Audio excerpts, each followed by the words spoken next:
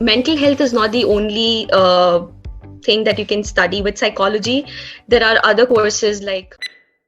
Hi, Meghal. Thank you so much for joining. Welcome to Immigrant. Before we start, if you can please quickly introduce yourself to our viewers.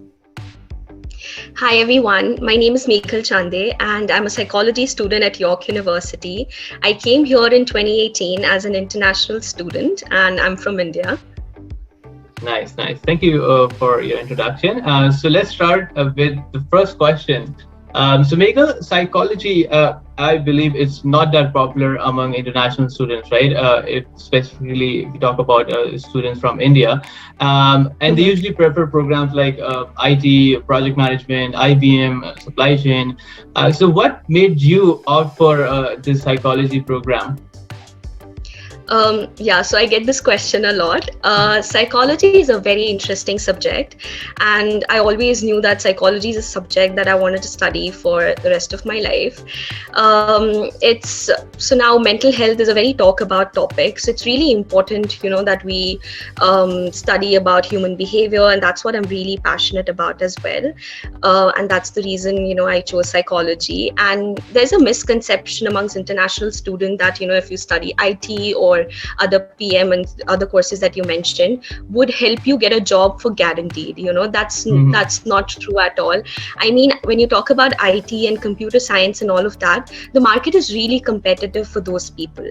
I mean, it's not easy to get a job in the computer science no matter how good you are. It doesn't depend, like if you're good or if your GPA is good or anything of that sort. It's the market. There's so many people who graduate from IT every year, so it becomes kind of really difficult. So you need to be really strategic about what course you choose when it comes to all of that. Nice. And I definitely agree. And I always say this, that no program, no college or university guarantees you a job.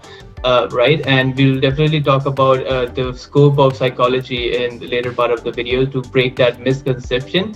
So just a follow-up question, Meghal, why York University? Yeah, so I was doing my research when I was in my high school, and I found out that York University is really good for psychology, is one of the best. When you talk about law, business, psychology, those are the courses that are really famous when it comes to York. And also York, the psychology at York is really science focused, and that's what I wanted to study. So that's why I chose York University. Awesome, Meghal. So going forward, let's talk more about the program. So what type of courses or subjects are included in the curriculum? So as I mentioned before, that psychology is science focused at York. So I'm currently doing B.Sc in psychology. You can also do Bachelors of Arts in psychology. So since I'm doing science, I also have to study, some science courses like starter science courses, and that is all like basic science, like basic physics, basics chemistry. So you can expect that to have studied in high school in India. So it's not that like bigger deal. It's all very simple. And going forward, for the second year, you study psychology as your main subject. So psychology becomes dominant because there are like 2 or 3 courses that you study for psychology, and other science courses like become a little lesser. And overall, the upper years like 3rd and 4th year would include more research work. Would require you to apply the things that you've kind of studied in the 1st and 2nd year. So that's how the psychology program overall looks like. Yeah. Nice. And what are some of the basic requirements? Like, what do you exactly need to get an admission into this program? So again, as I mentioned, Canadian universities do not require you to study that specific course in high school as well. So because they start everything from fresh, everything from scratch. So you don't really need to study, that in high school. So it requires you to have at least, taken some subjects in mathematics, like you could have done statistics or algebra or calculus or something around that area. So that's the requirement, basically, nothing more than that. Nice. And did you, from your experience so far, did you ever find it hard considering the assignments you get to do, especially when you study at one of the top universities? It can get a little overwhelming sometimes, especially when it's the, when the final exam is closer. But again, it just depends how you manage your time and everything. Universities are comparatively more difficult when it comes to than colleges.